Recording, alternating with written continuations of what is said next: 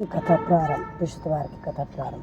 प्राचीन काल में भारतवर्ष में एक बड़ा प्रतापी और दानी राजा राज करता था। वह ब्राह्मण और गुरुओं की सेवा करता था। वह गरीबों को सहायता करता था और उसके द्वार से कोई भी याचक कभी भी निराश होकर नहीं लौटता था। परंतु यह सब बातें उसकी रानी को अच्छी नहीं लगती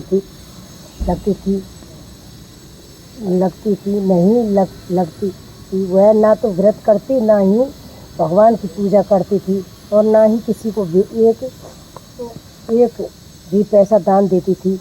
वह राजा को भी ऐसा करने से मना किया करती थी। लेकिन राजा नियम से व्रत, पूजा, दान आदि कार्य करता था। एक दिन राजा शिकार खेलने के लिए वन में चला गया। महल में रानी और दासी थी। उस समय विश्वदेव साधु के रूप में महल के दरवाजे पर भिक्षा मांगने के लिए आए। साधु ने रानी से भिक्षा मांगी तो वह बोली, हे साधु महाराज, मैं इस दान पुण्य से तंग आ रही हूँ। इस दान पुण्य से परेशान हो गई हूँ। इस कार्य के लिए तो मेरे पति देव ही बहुत हैं। इस समय वह ध्यान नहीं है। मुझे गृह कार्य से समय नहीं मिल पाता। मैं सोचती कि फिर इधर इस धन के रहने से तो निर्धन ही रहना ही अच्छा है। फिर यह सारा काम धाम तो नहीं करना पड़ेगा। इसलिए अब आप कोई ऐसा उपाय बताइए कि सारा धन नष्ट हो जाए और मैं आराम से रह सकूं। साधु वेशधारी विश्वदेव ने कहा, हे देवी, तुम यह क्या कह रही हो? भला संतान और धन से कोई दुखी होता है? हे देवी, इन दोनों को तो सभी चाहते हैं। पापी व्यक्ति भी धन और पुत्र की इच्छा करते हैं। यदि तुम्हारे पास अधिक धन है तो उसको सदुपयोग करो। भूखे मनुष्यों को भोजन कराओ, वस्त्रहीनों को वस्त्र दो, प्याऊ लगवाओ, कुआं, तालाब, बावड़ी, बाग, बगीचे आदि बनवाओ और निर्धनों की कुंवारी कन्याओं का विवाह कराओ। इस प्रकार के कामों से तुम्हारा और धन तुम्हारे कुल में यश लोक परलोक में फैलेगा और तुम्हें स्वर्ग की प्राप्ति होगी। परंतु रानी पर साधु की बातों का कोई प्रभाव नहीं पड़ा। उसने कहा, हे साधु महाराज, मुझे ऐसा धन नहीं चाहिए जिससे मैं अन्य लोगों में दान देती फिरूं तथा जिसे रखने और संभालने से ही मेरा सारा धन समय नष्ट हो जाए। साधु ने कहा, हे देवी, यदि तुम्हारी ऐसी इच्छा है तो ऐसा ही मैं बताता हूँ, तुम वैसे ही करना, जिससे तुम्हारा यही इच्छा पूरी हो जाएगी। तुम विश्वदेव के दिन घर को गोबर से लीपना और अपने केसों को पीली मिट्टी से अच्छी तरह से धोकर स्नान करना, कपड़े धोने की यहाँ धुलने डालना, धोबी के यहाँ धुलने डालना, राजा से कहना कि यह हजामत करवाएं और इस प्रकार 7 विश्वद्वार तक करने से तुम्हारा सारा धन नष्ट हो जाएगा। यह कहकर साधु महाराज रूपी विश्वदेव का हाथ से चले गए, अंतर्धान हो गए। साधु ने जैसा कहा था, रानी ने 7 विश्वद्वार तक वैसा ही करने को निश्चय किया। साधु के कहने अनुसार कार्य करते रहे हुए सभी केवल 3 विश्वद्वार ही बीते थे कि विश्वदेव की कोप से उसकी सारी धन संपदा नष्ट हो गई। भोजन के लिए भी दोनों तरसने लगे। तब राजा ने रानी से कहा, हे रानी,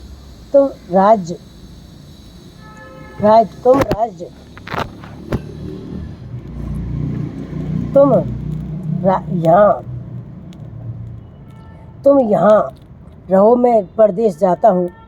यहाँ पर मुझे सभी मनुष्य जानते हैं, इसलिए मैं यहाँ पर कोई कार्य नहीं कर सकता। देश चोरी परदेश बराबर भीख यह कर राजा परदेश चला गया। वहाँ उसे और कोई काम नहीं मिला तो वह जंगल में लकड़ी काट कर लाने लगा और शहर में ले जाकर बेचने लगा। इस प्रकार वह अपना जीवन व्यतीत करने लगा। इस राजा के बिना रानी और दासियों दुखी रहने लगी। उन्हें किसी दिन भोजन नहीं मिलता और किसी दिन वे केवल जल पीकर ही रह जाती।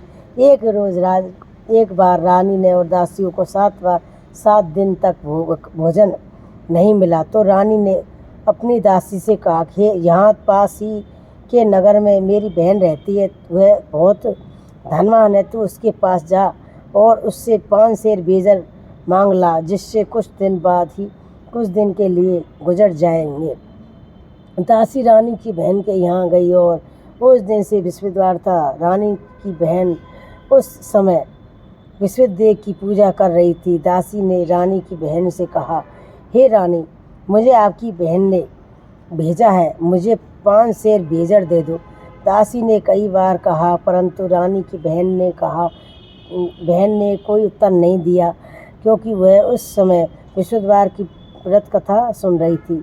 जब रानी की बहन ने इस दासी को कोई उत्तर नहीं दिया तो वह बहुत दुखी होकर लौट गई और लौटकर उसने रानी से कहा, हे रानी, आपकी बहन बहुत ही घमंडी स्त्री है, वह छोटे लोगों से बात नहीं करती है। मैंने उससे कहा कि उसने कोई उत्तर नहीं दिया। मैं वापस चली आई और रानी बोली, इसमें उसका कोई दोष नहीं है, वह बुरे दिनों में कोई सहारा नहीं देता, अच्छे बुरे का पता विपत्ति के समय ही चलता है। यह सब हमारे भाग्य के ही दोष हैं। इधर जब रानी की बहन कथा सुनकर उठी तो उसने सोचा कि मेरी बहन की दासी आई थी, परंतु व्रत की कथा सुनने के कारण मैं उससे नहीं बोली, जिससे वह बहुत दुखी हुई और वह अपनी बहन के घर गई और बोली, हे बहन, जब तुम्हारी दासी गई थी तब मैं विश्वदेव के व्रत की कथा सुन रही थी। तब तक कथा होती, तब तक ना तो वहाँ उठते ही ना कुछ बोलते हैं, इसलिए मैं नहीं बोली तब तक। अब तुम बताओ, तुमने दासी क्यों भेजी थी? रानी बोली, बहन, मैंने घर अनाज नहीं था, इसलिए मैंने दासी को तुम्हारे पास 5 सेर बेजर लेने के लिए भेजा था। रानी की बहन ने कहा, हे बहन, विश्वदेव आपकी मनोकामना पूर्ण करते हैं, फिर जाकर देखो, शायद तुम्हारे घर में ही अनाज रखा हो। यह सुनकर दासी ने घर के अंदर जाकर देखा तो वहाँ उस एक घड़ा बेजर से भरा हुआ मिल गया। उस बहुत से हैरानी हुई, और क्योंकि वह पहले ही एक बर्तन देख चुकी थी, उसने बाहर आकर रानी को इस बारे में बताया तो दासी ने अपनी रानी से कहा, हे रानी, देखो, वैसे ही अन्न के प्रभाव से ही हम रोज़ व्रत करते हैं। इनसे व्रत की विधि और कथा पूछकर हम भी उस व्रत को किया करेंगे। दासी के ऐसा कहने से रानी ने अपनी बहन से विश्वदेव की व्रत की बात पूछी और उसकी बहन ने बताया कि बृहस्पतिवार के दिन चने की दाल और मुनक्का से विष्णु भगवान का केले की जड़ में पूजन करना चाहिए और दीपक जलाना चाहिए, पीले भोजन करना चाहिए और तथा कथा सुननी चाहिए। इस प्रकार करने से विश्वदेव प्रसन्न होकर अन्न, पुत्र और धन देते हैं तथा सारी मनोकामना पूर्ण करते हैं। व्रत और पूजन की विधि बतलाकर रानी की बहन अपने घर लौट गई और रानी दासी दोनों ने निश्चय किया कि वे विश्वदेव की पूजन जरूर करेंगी। 7 दिन बाद विश्वदेव का दिन उन्होंने व्रत रखा। वे घुड़सवाल में जाकर चना और गुड़ बीन लाई और तथा उससे केले की जड़ तथा विष्णु भगवान की पूजा की। अब पीला भोजन कहाँ से आए, यह सोचकर दोनों बड़ी दुखी हुई, पर उनके व्रत करने के कारण विश्वदेव प्रसन्न थे। अतः वह एक साधारण व्यक्ति के रूप में 2 थालों में पीले भोजन लेकर आए और दासी को देकर बोले, ये भोजन तुम्हारे लिए और तुम्हारी दासी के लिए है, तुम दोनों इसी भोजन को करना। दासी भोजन पाकर प्रसन्न हुई और रानी के पास जाकर बोली, हे रानी जी, भोजन कर लो। रानी को भोजन के आने के समय में कुछ भी पता नहीं था, इसलिए उसने दासी से कहा, हे जा तू ही भोजन कर ले, क्योंकि व्यर्थ में हमारी हंसी उड़ा रही है। दासी बोली, इस व्यक्ति को भोजन दिया गया है। अब दोनों ने विश्वदेव के नमस्कार कर भोजन किया और उसको बाद में वे दोनों प्रत्येक विश्वदेव का व्रत और पूजन करने लगी। विश्वदेव की कृपा से उनको पास फिर से धन हो गया, परंतु रानी पहले की तरह ही आलस करने लगी। तब दासी ने कहा, देखो रानी, तुम पहले भी इसी तरह आलस करती थी और तुम्हें धन को रखने की कष्ट होता था, इसी कारण से सारा धन नष्ट हो गया था। अब विश्वदेव की कृपा से फिर से धन मिला है तो तुम्हें पुनः आलस होने लगा है। बड़ी कठिनाइयों के कारण बाद में हमने यह धन पाया है, इसलिए तुम्हें दान पुण्य करना चाहिए, भूखे मनुष्यों को भोजन कराना चाहिए तथा प्याऊ लगवानी चाहिए, दीनहीनों को दान देना चाहिए, कुआं आदि का निर्माण करवाना चाहिए, पाठशाला बनवानी चाहिए, निर्धनों की कुंवारी कन्याओं का विवाह करना चाहिए और धन को शुभ कार्यों में खर्च करना चाहिए। इससे तुम्हारे कुल का यश बढ़ेगा तथा तुम्हें स्वर्ग प्राप्त होगा। दासी की बात मानकर रानी इसी प्रकार सत्कार्य करने लगी। उसको यश चारों ओर फैलने लगा। उधर जब राजा प्रदेश चला गया तो वह वहाँ बहुत दुखी रहने लगा। वह प्रतिदिन जंगल में जाकर लकड़ियाँ काट कर लाता और उन्हें शहर जाकर बेच जाता। और एक दिन राजा दुखी होकर अपने बीते हुए दिनों को याद करके रोने लगा। तब वहाँ विश्वदेव साधु के रूप में आए और राजा के पास आकर बोले, हे लकड़हारे, तुम इस सुनसान जंगल में किस चिंता में खोए हुए बैठे हो, मुझे बताओ। यह सुनकर राजा साधु को प्रणाम कर बोला, हे प्रभु, आप तो सब कुछ जानते हो। यह कहकर राजा ने साधु को अपनी सारी कहानी सुना दी। महात्मा जी ने राजा से कहा, हे राजा, तुम्हारी पत्नी ने विश्वदेव का अनादर किया था, जिसकी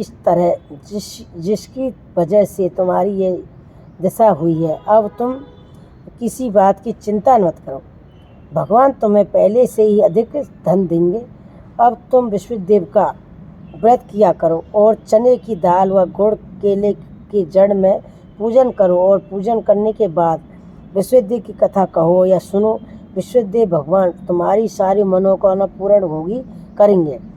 साधु की बात को सुनकर राजा बोला, हे प्रभु, लकड़ी बेचने पर मुझे इतना पैसा भी नहीं मिलता जिससे मैं भोजन करने के उपरांत कुछ बचा सकूं।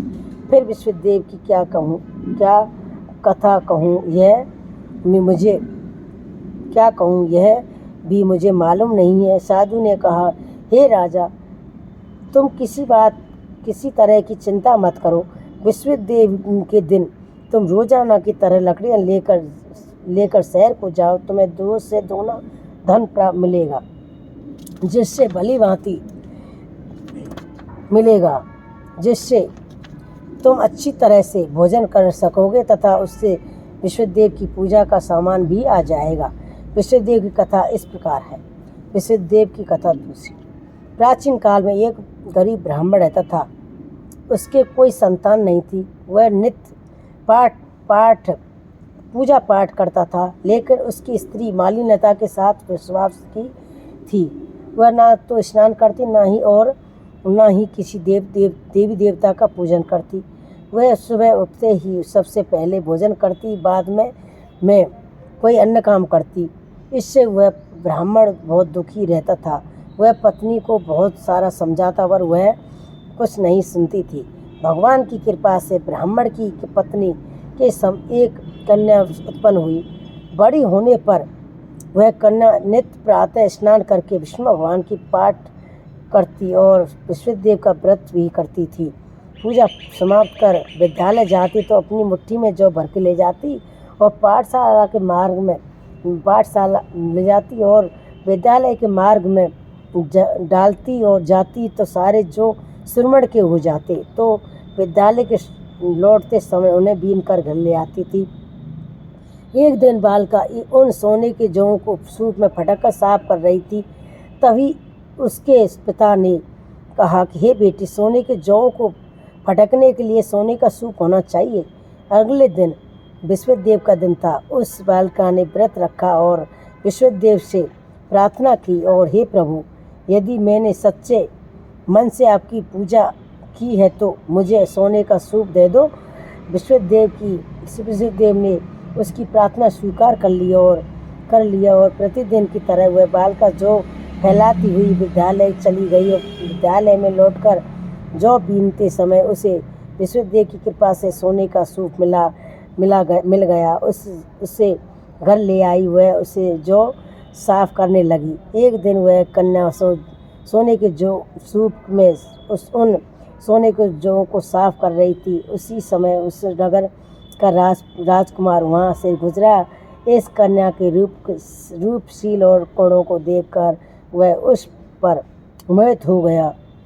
राजमहल लौटकर उसने भोजन और जल त्याग कर और वह उदास होकर लेट गया और राजा को तब राजकुमार के अन्न जल त्यागने के बारे में पता लगा तो वह अपने प्रधानमंत्री के साथ राजकुमार के पास गया और बोला, हे पुत्र, तुम्हें क्या कष्ट है? किसी ने तुम्हारा अपमान किया है और या कोई कारण है तो मुझे बताओ। मैं वही कार्य करूँगा जिससे तुम्हें प्रसन्नता हो। अपने पिता की बातें सुनकर राजकुमार ने कहा, आपकी कृपा से मुझे किसी बात का दुख नहीं है और किसी ने मेरा अपमान नहीं किया है, लेकिन मैं उस लड़की से विवाह करना चाहता हूँ जो सोने के सूप में जौ साफ कर रही थी। यह सुनकर राजा को आश्चर्य हुआ और वह बोला, हे पुत्र, तुम ही इस कन्या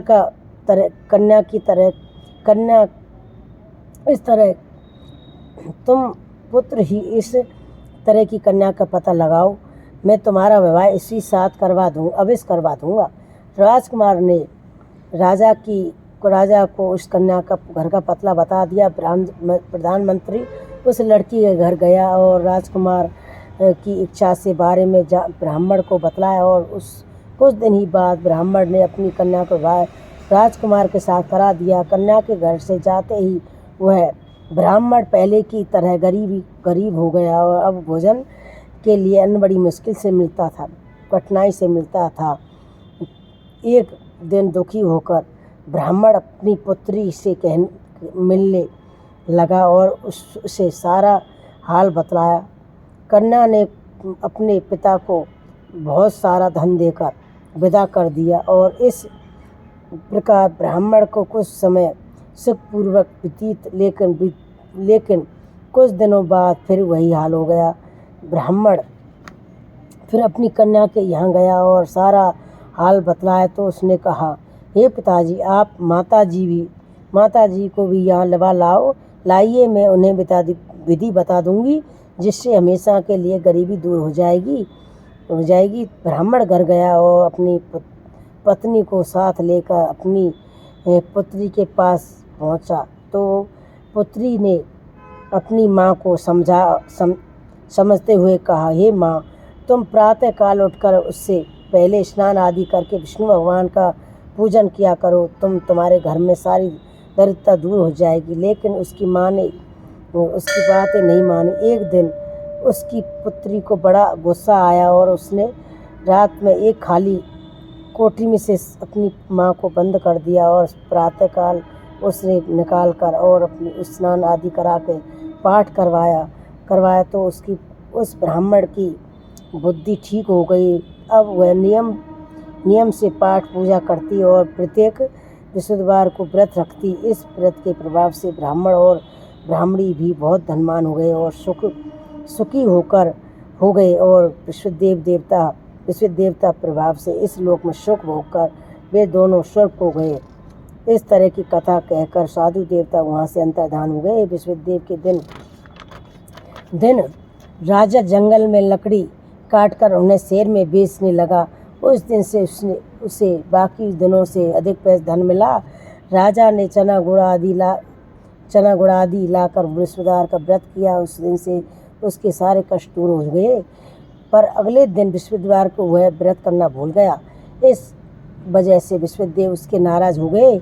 उस दिन से उस नगर के राजा ने एक विशाल यज्ञ का आयोजन किया और उसने अपने पूरे राज्य में घोषणा करवा दी कि कोई भी मनुष्य अपने घर में भोजन ना बनाए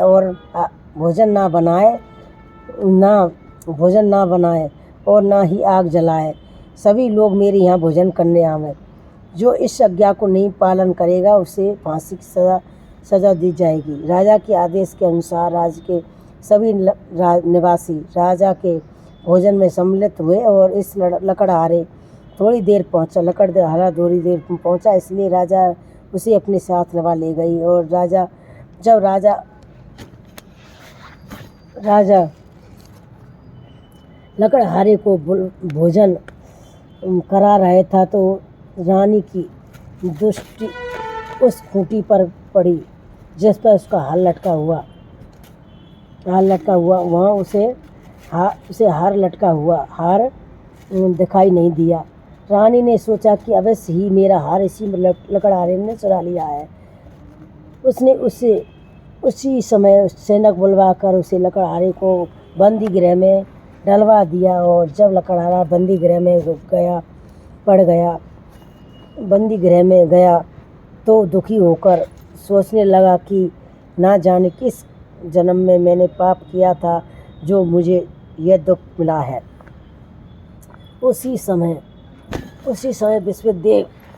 विश्वदेव साधु के रूप में प्रकट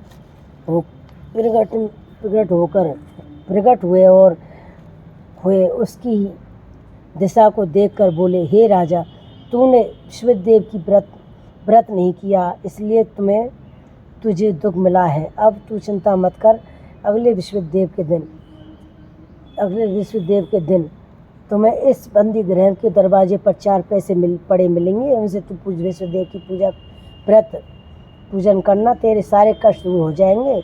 अगले विश्वदेव के दिन उसे बंदी गृह के द्वार पर 4 पैसे पड़े मिले। और राजा ने पूजा का सामान मंगवाया और कथा कहकर प्रसाद बांटा। उसी रात विश्वदेव ने उस नगर के राजा को सपने में कहा, हे राजा, तूने जिस व्यक्ति को बंदी गृह में बंद कर रखा है वह निर्दोष है। वह एक अन्य नगर का राजा है। उसे छोड़ दें। राजा का हार उसी खूंटी पर लटका हुआ है। अगर तू इसे नहीं छोड़ेगा तो मैं तेरे राज्य को नष्ट कर दूंगा। प्रातःकाल उठकर राजा ने खूंटी पर हार टंगा हुआ देखा तो उसने लकड़हारे को बुलवाकर क्षमा मांगी तथा राजा के योग्य सुंदर वस्त्र आभूषण देकर उसे विदा किया। इधर एक दिन रानी और दासी सोचने लगी कि ना जाने कि राजा किस हाल में होंगे। उनका कुछ पता नहीं है। उन्होंने विश्वदेव से प्रार्थना की। तब विश्वदेव ने रात में राजा से सपने में दर्शन देकर कहा, हे राजा, उठ, तेरी रानी तुझे याद कर रही है। अब तू अपने देश को लौट जा। राजा प्रातःकाल उठा और विश्वदेव की आज्ञा को मानकर अपने नगर को चलने लगा। राजा तब नगर के पास पहुंचा तो उसे बहुत आश्चर्य हुआ। नगर में पहले से ही भी अधिक बाग, तालाब, कुएं तथा धर्मशाला आदि बनी हुई हैं। राजा ने पूछा कि बाग और धर्मशालाएं किसके? नगर के सभी लोग कहने लगे कि ये तो सब रानी और बांदी के हैं, रानी बांदी ने बनवाए हैं।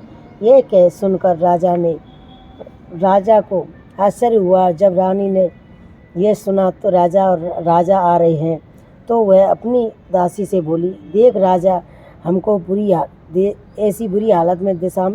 ऐसी बुरी दिशा में छोड़ गए थे, वह हमारी देसी दिशा देखकर लौट ना जाए, इसलिए तू दरवाजे पर खड़ी हो जा। रानी दर आदेश के अनुसार दासी दरवाजे पर खड़ी हो गई और जब राजा आए तो अपने साथ लिवा ले गई। और जब राजा ने रानी से पूछा कि बताओ ये धन तुम्हें कैसे मिला, तब रानी ने उसे बताया कि हमें यह सारा धन विश्वदेव की व्रत के करने से ही कारण प्राप्त हुआ है। अब राजा ने निश्चय किया कि 7 दिन तो सभी विश्वदेव की पूजा करते हैं, पर मैं रोज़ दिन में 3 बार कहानी कहा करूँगा, रोज़ व्रत किया करूँगा। अब हर समय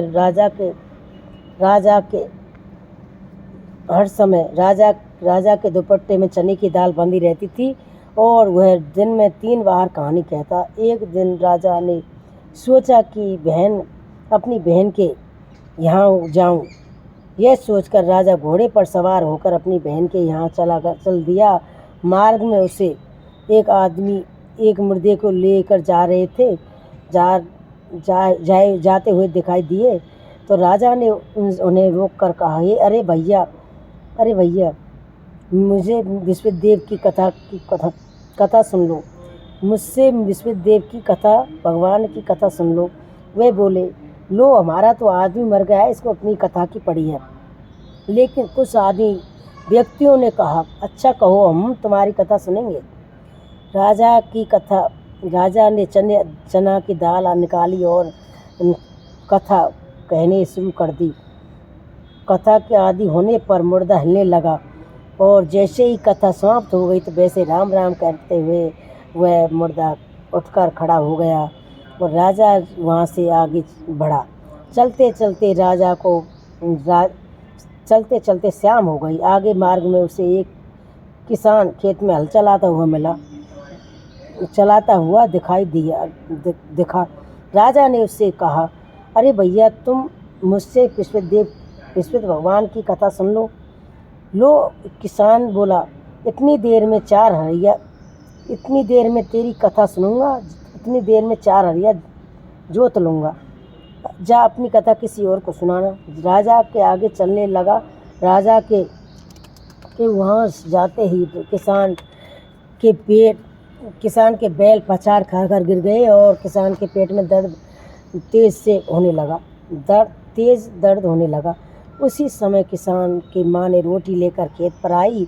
तब उसने अपने पुत्र की यह दिशा देखी तो उसने सारा हाल पूछा और किसान ने कहा कि बात बता दी। किसान की माँ दौड़ी राजा के पास गई और उससे कहने लगी कि मुझसे कथा, मैं तुझसे कथा सुनूंगी, तू अपनी कथा मेरे खेत पर चलकर कहना। राजा ने लौटकर खेत पर जाकर कथा कही, जिससे बैल उठकर खड़े हो गए और किसान के पेट का दर्द बंद हो गया। राजा की बहन के घर पहुंचा। बहन ने भाई का बड़ा स्वागत किया। दूसरे दिन प्रातःकाल राजा जगा तो उसने देखा कि यहाँ सभी व्यक्ति भोजन कर रहे हैं। तो राजा ने अपनी बहन से पूछा, क्या कोई ऐसा व्यक्ति है जिसने भोजन नहीं किया हो और जो मेरी विश्वदेव की कथा सुन ले। बहन ने कहा कि हे भैया, यहाँ के लोग पहले भोजन करते हैं, बाद में अन्य काम करते हैं। फिर भी यदि पड़ोस में कोई ऐसा हो तो देख कर आती हूँ। यह कहकर बहन देखने चली गई। उसे कोई भी ऐसा व्यक्ति नहीं मिला जिससे भोजन ना किया हो। फिर वह पड़ोस के एक कुम्हार के घर गई और जिसका लड़का बहुत बीमार था। इस कारण उसके यहाँ 3 दिन से किसी ने भोजन नहीं किया था। रानी ने उसे कुम्हार से अपने भाई की कथा सुनने के लिए कहा तो वह तैयार हो गया। राजा ने उसके घर जाकर विश्वदेव की कथा कही, जिससे सुनकर उसका लड़का ठीक हो गया। अब तो सभी लोग राजा की प्रशंसा करने लगे। एक दिन राजा अपनी बहन से बोला, हे बहन, अब हम अपने घर चलूँगा, तुम भी तैयार हो जाओ। चलो। राजा की बहन ने अपनी सास से अपने भाई के साथ जाने की अनुमति मांगी तो सास ने कहा कि हाँ चली जा, परंतु अपने लड़के को मत ले जाना क्योंकि तेरे भाई की कोई संतान नहीं है। बहन ने अपने भाई से कहा कि हे भैया, मैं तो चलूँगी लेकिन कोई बालक बच्चा नहीं चलेगा जाएगा। तो राजा बोला, जब कोई बच्चा ही नहीं चलेगा तो तुम ही चक्कर क्या करोगे, तुम चलकर क्या करोगे। दुखी मन से राजा अपने घर लौटा आया और राजा घर जाकर राजा ने अपनी रानी से कहा कि तुम निसंतान, हम निसंतान हैं, निर्वंश राजा संतान के लिए लोग हमसे परहेज करते हैं। रानी ने कहा, हे प्रभु, विश्वदेव ने हमें सब कुछ दिया है, अतः हमें संतान भी अवश्य देंगे। उसी रात में विश्वदेव ने राजा को सपने में संतान प्राप्त होने का आशीर्वाद दिया और रानी गर्भवती हुई और 9वें महीने में उसने एक सुंदर पुत्र को जन्म दिया। तब राजा ने अपनी रानी से कहा, हे रानी, स्त्री बिना भोजन के रह सकती है पर बिना कहे नहीं रख सकती। जब मेरी बहन आवे पर तुम उससे कुछ मत कहना। रानी ने हाँ कर दिया। राजा की बहन शुभ समाचार सुनकर बधाई लेकर अपने भाई के घर आई। तब रानी ने कहा कि घोड़ा चढ़कर तो नहीं आए पर गधा चढ़कर आई। राजा की बहन बोली, भाभी, मैं इस प्रकार ना कहती तुम्हें और संतान कैसे मिलती। इस प्रकार जिसके मन में जो कामनाएं करते हैं सभी को विश्वदेव की पूर्ण करते हैं। जो व्यक्ति नियम से सद्भावना पूर्वक विश्वदेव का व्रत करता है या कथा पढ़ता है या सुनता है, विश्वदेव उसकी सारी मनोकामना पूर्ण करते हैं और सदा उसकी रक्षा करते हैं। जय विष्णु भगवान की जय। जय विष्णु भगवान की जय। जय विषिपित देवा स्वामी, जय विषिपित देव, चढ़े चढ़े भोग लगा कदली फल मेवा। ओम जय विषिपित तुम पूर्ण परमात्मा, तुम अंतर मी स्वामी, तुम अंतर्यामी, जगत पिता जगदीश्वर, तुम सबके स्वामी।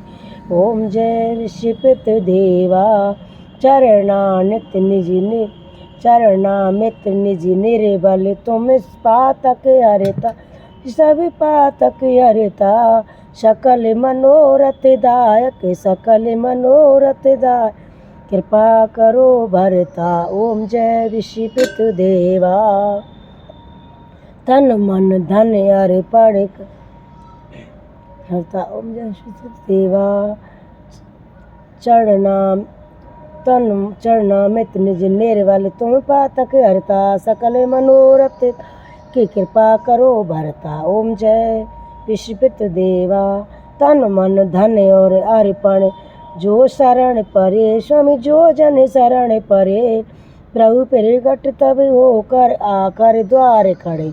ओम जय विषिपित देवा, दीन दयाल निधि भक्तन हितकारी, स्वामी भक्तन हितकारी, पाप दोष सब हरता, भव बंधन हारी।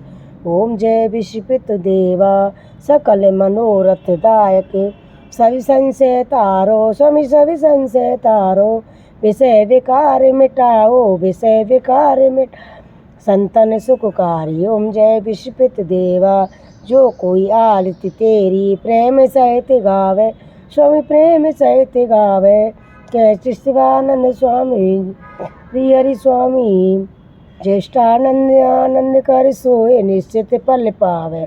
ओम जय विषिपित देवा, जम जय विषिपित देवा, जम जय विषिपित देवा, विष्णुदेव तुम्हारी, विष्णुदेव तुम्हारी आरती, विष्णुदेव तुम, गुरुदेव तुम्हारी। ओ कुया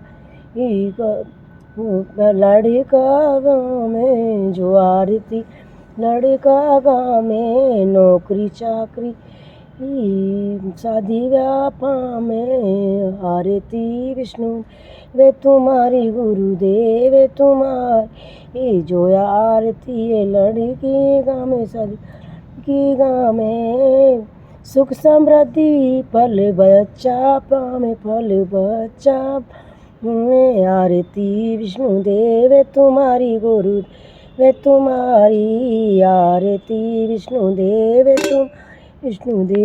तुम्हारी आरती विष्णुदेव तुम्हारी गुरुदेव तुम आरती विष्णुदेव तुम्हारी देव तुम्हारी आरती विष्णुदेव तुम्हारी गुरुदेव तुम्हारी आरती है बुढ़िया गम बुढ़िया में अनुधन पुत्र मांगे बुढ़िया में अंधन पुत्र जो मांगे आरती विष्णुदेव तुम्हारी गुरुदेव तुम आरती विष्णुदेव तुम्हारी देव तुम्हारी बंद चल 8 पैर